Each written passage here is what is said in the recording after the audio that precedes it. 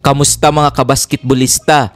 Panalo ang Mapua Cardinals kontra sa Arellano Chiefs 77-71. Best player of the game si Clint Escami sa likod ng kanyang 15 points, 5 rebounds, 8 assists at 4 steals. Wagi naman ang LPU Pirates kontra sa Perpetual Altas 64-62. Best player of the game si Renz Villegas matapos nagtala ng 18 points, 5 rebounds, 3 assists at 7 steals. Kung bago ka pa lamang sa channel na to, mag-like na at subscribe. Heto ang team standings as of October 2, 2024.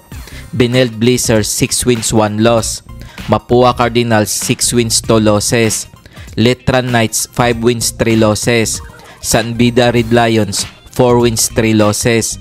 LPU Pirates 4 wins 4 losses. Kung umabot ka dito sa video na to, mag-like na at subscribe. Perpetual Altas 4 wins 4 losses. EAC Generals 3 wins 4 losses.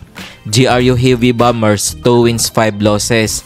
Arellano Chiefs 2 wins 6 losses. San Sebastian Stags 2 wins 6 losses.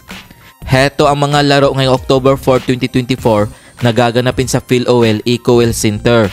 Magharap ang Arellano Chiefs at Benilde Blazers alas 12 ng tanghali. Maglalaban naman ang GRU Heavy Bombers at EAC Generals alas 2:30 ng hapon. Kung nagustuhan mo ang video na to, mag-like na at subscribe.